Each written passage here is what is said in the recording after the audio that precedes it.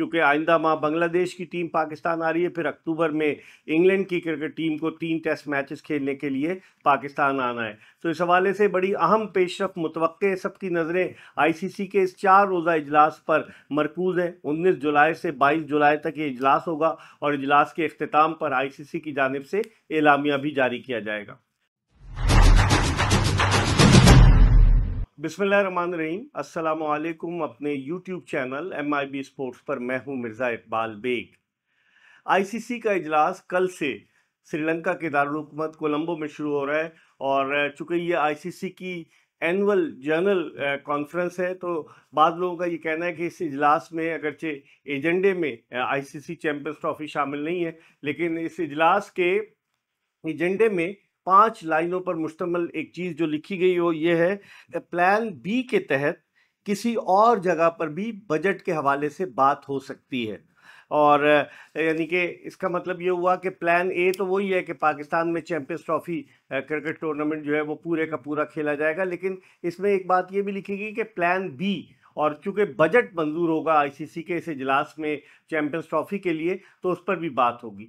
Pakistan cricket board के chairman Mohsin Naqvi साहब जा रहे हैं, उनके अलावा chief operating officer Salman Naseer साहब भी जा रहे हैं इस इजलास में शिरकत के लिए। तो अब देखते हैं कि क्या होता है। लेकिन दूसरी तरफ भारतीय मीडिया मुसलसल जहर उगल रहा है, मुसलसल कह रहा है कि पाकिस्तान भारतीय टीम नहीं जाएगी। और अब तो उन्होंने एक, उनके पास नया बहाना आ गया कि मकबूजा जम्मू और कश्मीर में एक जो हमला हुआ है जिसमें एक भारतीय मेजर हलाक हुआ है और कुछ सिपाही, और उसके अलावा उनका ये कहना है कि पाकिस्तान में सिक्योरिटी की सिचुएशन सही नहीं है, जिसकी वजह से भारतीय क्रिकेट टीम पाकिस्तान नहीं जाएगी। लेकिन अभी तक भारतीय क्रिकेट बोर्ड जो है उसके बिल्कुल लब सिले हुए, उसने कुछ नहीं कहा। अब देखते हैं इस इजलास में जब जय शाह और मोहसिन नकवी की मुलाकात होती है तो इस इजलास में क्या इस हवाले से पेशरफ्त होती है। अभी तो 19 फरवरी से आईसीसी चैंपियंस ट्रॉफी शुरू होना है और पाकिस्तान क्रिकेट बोर्ड ने तैयारियां भी शुरू कर दी हैं। गद्दाफी स्टेडियम लाहौर की मेन बिल्डिंग को मुकम्मल तौर से गिरा दिया गया है और उस मेन बिल्डिंग की जगह एक नई बिल्डिंग तामीर की जाएगी। इसी तरह से कराची और रावलपिंडी के क्रिकेट स्टेडियम्स की भी तज़ीन व आराइश के लिए पाकिस्तान क्रिकेट बोर्ड ने अपने बजट में एक बहुत बड़ी रकम रखी है। तो अब देखते हैं कि hybrid model Pakistan cricket board किसी सूरत तैयार नहीं होगा। आईसीसी का ये इवेंट है, आईसीसी को इसमें जो है वो अपनी इनपुट देनी होगी। लेकिन कहा यह जा रहा है कि चूंकि आइंदा 2-3 माह के बाद आईसीसी के जो मौजूदा चेयरमैन है ग्रेगरी बार्कले, उनकी मुद्दत ख़त्म हो जाएगी और ये क्रिकेट के हलकों में कहा जा रहा है कि ग्रेगरी बार्कले की जगह उनके जो भारतीय क्रिकेट बोर्ड के सेक्रेटरी हैं जय शाह, वो जो है वो आईसीसी के चेयरमैन बन सकते। तो उस सूरत में फिर क्या होगा, अब देखते हैं कि रुकन ममालिक इस हवाले से पाकिस्तान में आकर खेलने के हवाले से किस तरह के तहफ़्फ़ुज़ात का इजहार करते हैं, क्योंकि आइंदा माह बांग्लादेश की टीम पाकिस्तान आ रही है, फिर अक्टूबर में इंग्लैंड की क्रिकेट टीम को 3 टेस्ट मैचेस खेलने के लिए पाकिस्तान आना है। तो इस हवाले से बड़ी अहम पेशरफ मुतवक्के, सबकी नज़रें आईसीसी के इस 4 रोज़ा इजलास पर मरकूज हैं। 19 जुलाई से 22 जुलाई तक ये इजलास होगा और इजलास के अख्तिताम पर आईसीसी की जानिब से एलामिया भी जारी किया जाएगा। दूसरी जानिब पाकिस्तान क्रिकेट बोर्ड ने जो नया कवानीन वज़ा किए हैं कि हम अपने उन प्लेयर्स को जो तीनों फॉर्मेट में खेलते हैं उनको एनओसी नहीं देंगे। तो अब नसीम शाह का दी 100 में कॉन्ट्रैक्ट हुआ है बर्मिंघम की टीम से और लग यही रहा है कि नसीम शाह को एनओसी नहीं दिया जाएगा। सवाल ये पैदा होता है कि क्या पाकिस्तान क्रिकेट बोर्ड ने नसीम शाह को ड्राफ्टिंग में शामिल होने की इजाज़त नहीं दी थी?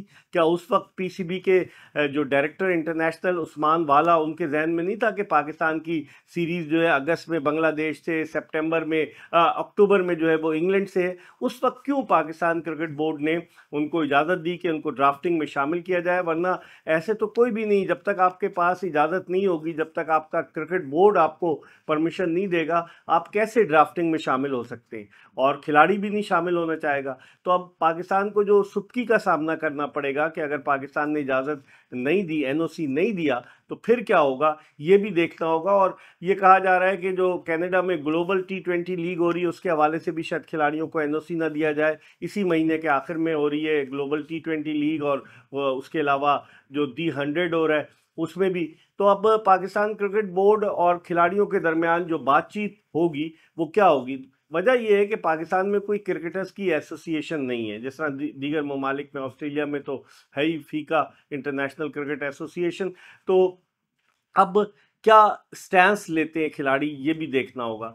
लेकिन जिस तरह से कहा यह जा रहा है कि भारतीय क्रिकेट बोर्ड को अपने पैसे पर बड़ा जोम है, जो आईसीसी की जानिब से, जो ज़राए की जानिब से जो आई है खबर, उसमें यह है कि पाकिस्तान क्रिकेट बोर्ड उसमें आमदनी के लिहाज से चौथे नंबर पर है। सबसे ज़्यादा जो आमदनी है वो भारतीय क्रिकेट बोर्ड की है, 18,760 करोड़ उनकी आमदनी है। और उसके बाद दूसरे नंबर पर आता है ऑस्ट्रेलियन क्रिकेट बोर्ड, जिसकी 658 करोड़ आमदनी है। तीसरे नंबर पर, सालाना आमदनी की बात कर रहा हूँ, तीसरे नंबर पर आता है इंग्लैंड क्रिकेट बोर्ड, जिसकी 492 करोड़ आमदनी है। और फिर चौथे नंबर पर आता है पाकिस्तान क्रिकेट बोर्ड के, जिसकी 450 करोड़ आमदनी है। और उसके बाद पाँचवें नंबर पर बांग्लादेशी क्रिकेट कंट्रोल बोर्ड जो है वो 450 करोड़ के साथ पाँचवें नंबर पर है। तो इसका मतलब ये हुआ कि दीगर ममालिक के मुकाबले में 3 गुना ज़्यादा आमदनी है भारतीय क्रिकेट बोर्ड की। और मेजर स्पॉन्सर्स जो हैं उनका ताल्लुक भी भारत से है। तो अब देखते हैं कि इस हवाले से आईसीसी क्या भारत के आगे सरे तस्लीम खम करता है। आईसीसी के रुकन ममालिक, आपको याद होगा कि एक वक्त आया था जब भारत ने इंग्लैंड और ऑस्ट्रेलिया को मिलाकर बिग 3 बना दिया था, लेकिन वो मामला ज़्यादा चल नहीं सका। तो अब इस मामले पर, आईसीसी चैंपियंस ट्रॉफी के मामले पर ममालिक किस तरह की पेशरफ करते हैं, इसका हमको भी इंतज़ार है और आपको भी इंतज़ार रहेगा।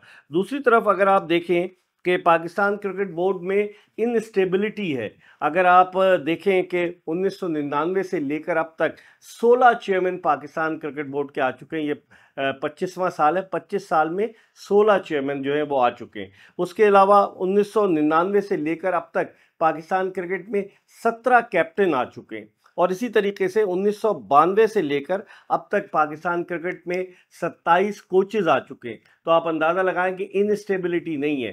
भारत ने श्रीलंका के खिलाफ जो है अपनी T20 टीम का ऐलान किया है, चूँकि रोहित शर्मा ने रिटायरमेंट का ऐलान किया है, तो वहाँ पर उस टीम में अब उन्होंने सूर्या कुमार यादव को कप्तान रखा है, जबकि नायब कप्तान होंगे शुभमन गिल। तो अब इस हवाले से भी देखना पड़ेगा कि भारतीय क्रिकेट बोर्ड जिस तरीके से वो अपने जो बेंच स्ट्रेंथ है, बेंच के टैलेंट को वो टीम में शामिल करता है, आखिर पाकिस्तान क्रिकेट बोर्ड ऐसा क्यों नहीं करता। हमारी सिलेक्शन कमेटी का कोई सरबरा नहीं है। पीसीबी के चेयरमैन मोहसिन नकवी साहब ने जब 7 रुकनी सिलेक्शन कमेटी बनी थी तो ये कहा था कि इसलिए सरबराह नहीं रखा कि सबकी राय मुश्तरका होनी चाहिए और वो अपना वीटो पावर इस्तेमाल ना करे। और अब यहाँ पर फिर वही सूरत हाल है कि जो सिलेक्शन कमेटी बनाई गई है उसमें भी कोई जो है वो चेयरमैन नहीं है सिलेक्शन कमेटी का। तो अब मामला किस समझाते हैं। दूसरी तरफ शाहीन शाह अफरीदी के हवाले से कहा जा रहा है कि उनको 1 साल आराम कराया जाए। अगर हम 2023 से लेकर अब तक शाहीन शाह अफरीदी के रिकॉर्ड पर नज़र डालें तो 2023 से लेकर अब तक शाहीन शाह अफरीदी ने 423 ओवर्स और 1 गेंद की है, तीनों फॉर्मेट की मैं बात कर रहा हूं। और उन्होंने 94 विकेटें हासिल की हैं। इसका मतलब ये हुआ कि हर 27 गेंद के बाद उन्होंने 1 विकेट हासिल की है।